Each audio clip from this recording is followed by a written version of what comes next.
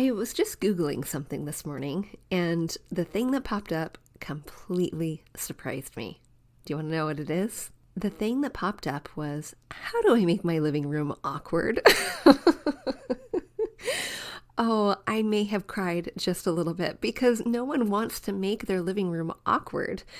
I wonder if maybe it was, how do I make my living room less awkward? Or what do you do if you have an awkward living room shape? I can imagine that, but no one that, as far as I know, wants to make their living room awkward. And so as we dive into today's Know Before You Go, these are not designed to make your living room more awkward. They're actually designed to do the reverse, backwards, opposite. We want your living room or your home to flow. We want it to be a representation of you and your story and your style.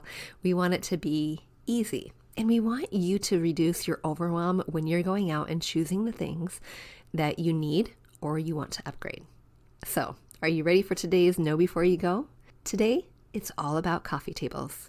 All right, grab a notebook, grab a pen. You're going to want to take a few notes before you go by your coffee table to make your room awkward.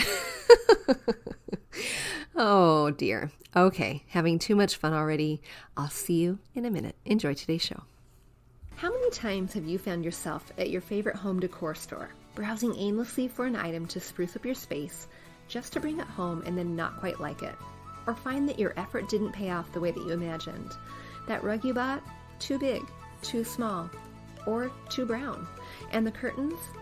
We don't need to go there. Or maybe we do. In this new Tuesday Quick Tip series, Know Before You Go. Hey, I'm Dani, a former first grade teacher turned home decorator. Going from a dual income to a single income so I could stay home with the babies meant budget, like ramen eating, Goodwill shopping budget. And I learned a few things along the way, and made a few mistakes. So this mini-series, brought to you by all the mistakes I've made before and learn from, so that I can bring you the quick tips for how you can know before you go. All right, friends, so we are in the market for coffee tables. And there are some things that you might need to know in order to make your hunt, your search for coffee tables, really a bit easier and a little bit more efficient. And if you are on the hunt for a coffee table soon, I encourage you to start shopping pre-Black Friday sales, which, okay, can I just stop and just interject here for a second? I understand Black Friday. I understand Cyber Monday, and I really, really, really love Shop Small Saturday. By the way, this is a quick, shameless plug for any of you who have a local boutique nearby, a local downtown that has a thriving little shop small area. Go do that. Please go do that. It is such an honor for these little shop owners to have your business. Keep in mind that they are competing all the time, not just on that weekend, but they are competing all the time for your business compared to Amazon. A lot of these small shop owners are artisans, they are curators, they are creators, they are people, yes, just like me, who are trying to make a living in the world. And when you compete against Walmart, when you compete against Target and Amazon, it can be challenging. And you know, when you make a purchase at a small shop, you literally are instigating and igniting a happy dance. You are. There are times when I get the phone call from the person who's behind the till at my shop, and they will say, oh, you know, something sold, and I sell big furniture as well as little things.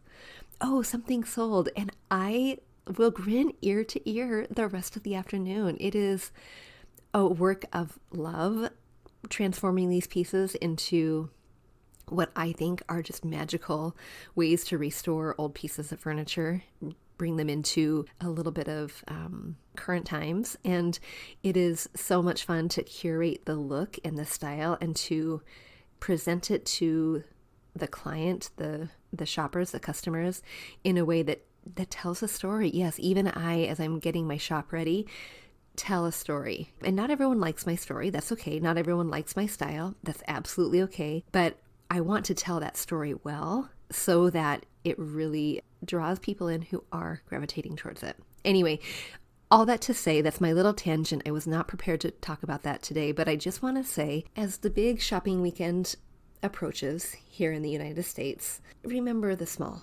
shops. And remember, we literally do happy dances every time we make a sale, and a sale that is significantly driving our bottom line forward.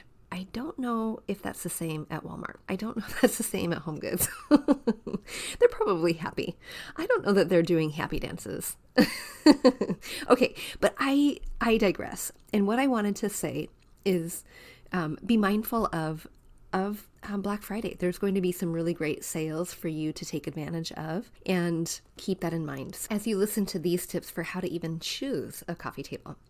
So, are you ready? The first thing that we need to do is to measure. Yes, you're probably going to hear me say this with absolutely everything. Measuring is really critical. Now, coffee tables come in standard heights.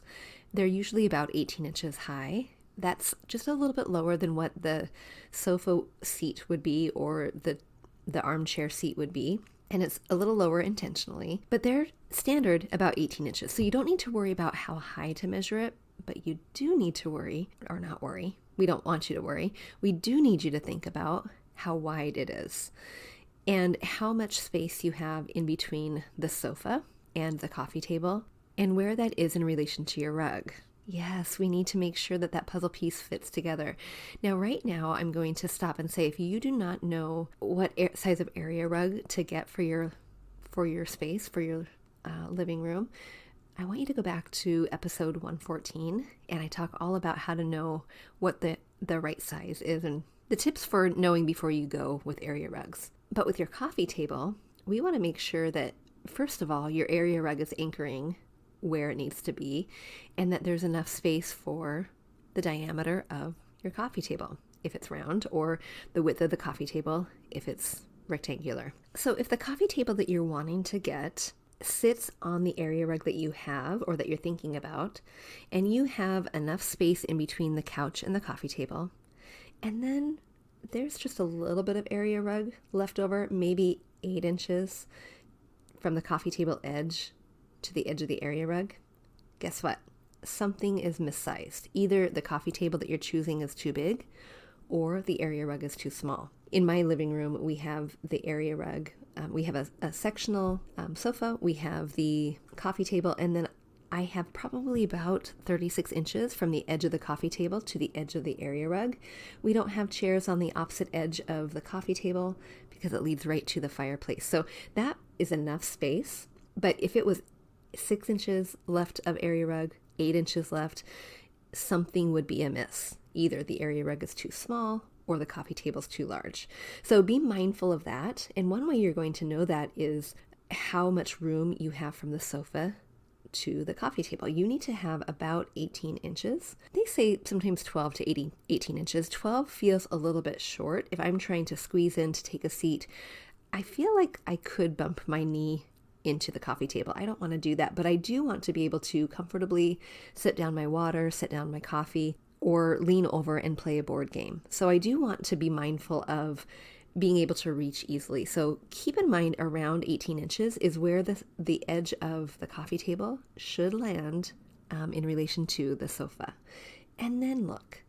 Now remember, when we were talking about getting an area rug, and we talked about grabbing your scarves, grabbing your jump rope, grabbing your blue tape, anything that you can do to mimic the size so that you can see literally how much space it's going to take up before you press go, before you purchase. And I want you to do the same thing here. And if you're so inclined, what I would like you to do is not just put the outline down of how big the coffee table is, but I want you to fill the outline. Seriously, that coffee table is not going to be flat to the surface just like the area rug is. It's going to sit up a few inches. So do you have a laundry basket you can put in the area? Do you have a chair you can put in the area? Do you have a basket? Do you have something that you can fill that area just to get a visual of how big it's going to be, how much space it's going to take up, and how awkward it's going to be or not in order to walk around it to get in and out of your sofa. One other measurement we need to keep in mind is how long it's going to be, what ratio it's going to take up in relation to the width of your sofa. Generally speaking, if you have, let's say you have an 80-inch sofa, you want to not have anything larger than 2/3 that width of the sofa. Now that's a really large coffee table, right? If I do the math, 2/3, wouldn't that be 60 inches? A 60-inch long rectangular coffee table. But that gives you an idea of the scale that you should be thinking about. If you had an 80-inch sofa, but you had a 20-inch coffee table, that's going to feel too small. So you want to have somewhere between half the width of the couch to 2/3 the width of the couch. Now, if you have a ginormous sectional, one of those monster couches that take up most of the room, you can probably have a pretty big coffee table. Okay, so size matters, but the second thing that you need to consider is the purpose of the coffee table itself. And you might think I'm being facetious in asking that question, but really, what are you using the coffee table for? What do you need it to do for you and your family? Do you need it to just be something that makes the middle of the area rug not feel so empty? Okay, great. We can style it in a pretty way. Do you need it to be someplace where the people from your book club or your Bible study come over and they all put their tea down or their wine down so that you can have a nice cozy conversation and a place for their snacks? Do you need it to host family game night? Do you need it to be storage because you have teeny tiny humans running around and they have all kinds of stuff and you need extra storage? Keep in mind what purpose you have or what you want the coffee table to do for your space, and put your furniture to work if it needs to. When my kiddos were little, we wanted to make sure that we had storage area. And if it didn't necessarily fit in the coffee table, if it didn't hinge open, maybe it had baskets underneath it so that we could store beautifully their toys. We didn't have to relegate them to upstairs in the playroom or downstairs in the playroom or wherever the toy area was, because I wanted to cohabitate with my kiddos, but I didn't want to see the clutter of all of the toys spilling out and about. Now, of course, we know that those ginormous ones for the teeny tiny little walkers, the teeny tiny little ones who have the big toys. Why is it, by the way, that the teeniest humans have the biggest toys? Oh, that's funny. But you want to have storage space in order to hide that if you can. Nowadays, we use our coffee table for putting snacks down, movie snacks. We use it for having the pretty magazines in the basket and the flowers, but we also use it for game night. This is my very favorite purpose for the coffee table, where we take off the basket that has the pretty things and we lay down a fun game. My favorite, Skip-Bo. Getting my kids to play Skip-Bo with me, though, now that is a different story. And the third thing you want to think about before you go and purchase a coffee table is what material you want the coffee table to be made of. There are so many choices, and this is an opportunity for you to use the coffee table as a way to either contrast purposefully with some of the stuff going on in the rest of your room, or be an element that creates a cohesive feel. So how do you want it to look for you? And what do you want the material to do for you? Keep in mind, if you have a lot of wood tones, maybe going with wood is not the best choice. Or if you have a lot of wood tones and you have a white couch, but you really love the idea of a camel leather square kind of ottoman-like coffee table, maybe that leather is mimicking too much the wood tones and you need to actually go with fabric. Keep that in mind. It is something that's a little bit more nuanced, a little bit trickier, but coffee tables are an opportunity for you to break free from the matchy-matchy. It doesn't have to be the set that comes with it, the ottoman that comes with it, for example. It can be something that contrasts nicely. Now, the other thing to think about is this. Oftentimes we have choices, right? We can choose the shape of our coffee table. It can be square, it can be rectangle, it can be round, it can be oval, it can be lots of different shapes. But what I want you to think about is, geometrically speaking, what are a lot of the furniture pieces in your room? Now, in my space, if I were to look at my living room, I would see that I've got that big chaise lounge sofa, and that is like very geometrically rectangular. And then I have 2 armchairs, and those, they don't really have curvature to them. They are a little bit more rectangular. And then you've got the fireplace, rectangular. You've got the desk area. We have a computer station in the living room that's rectangular. TV, rectangular. So there's a lot of boxy happening. So what contrasts with boxy rectangular shapes? Circles. Think about where you can bring in the contrast in terms of shape.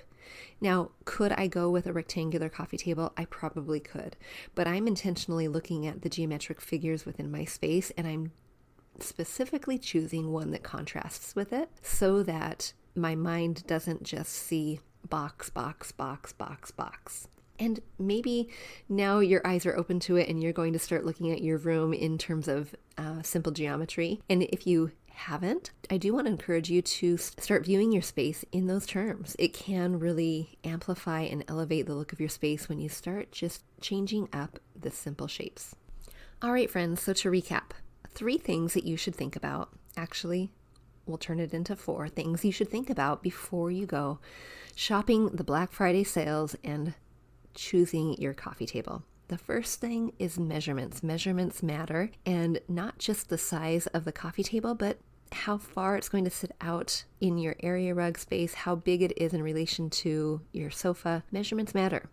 The second thing is to think about what you want it to do for you. Do you want it to just be a pretty piece of furniture, or do you want it to work hard for you in terms of storage?